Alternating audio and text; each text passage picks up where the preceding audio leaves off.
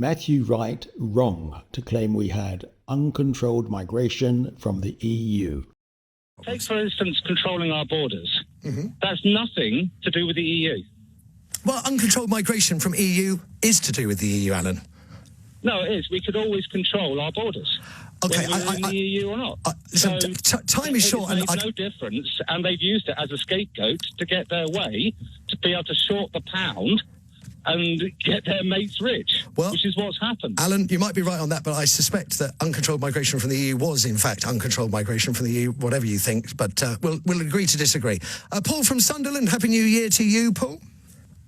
Well, listen, that last caller was right in what he was saying before we go any further about the migration. Anybody coming from another EU country, if they came to this country and they didn't have enough funds and they couldn't find a job within a certain time period, they could be sent back to the country of origin. So that came in much later, right at the end. You had totally free movement before that. So I know I'm primarily right because I've been doing it talking about Europe for 25 odd years on the media. Brexit mythbuster. Claim. Free movement meant uncontrolled migration. Wrong. Fact. When in the EU, everyone entering or leaving Britain had to pass border controls. Fact. EU citizens could be refused entry or expelled if they posed a risk to the country.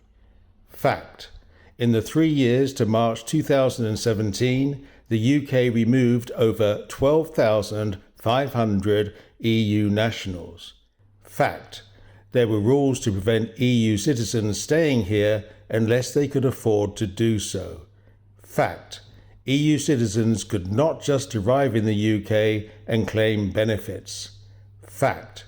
The UK needs millions of migrants because we have millions more jobs than Britons to do them. Fact. Before Brexit, EU citizens mostly came to Britain for jobs, and if there were no jobs, they mostly didn't come or didn't stay.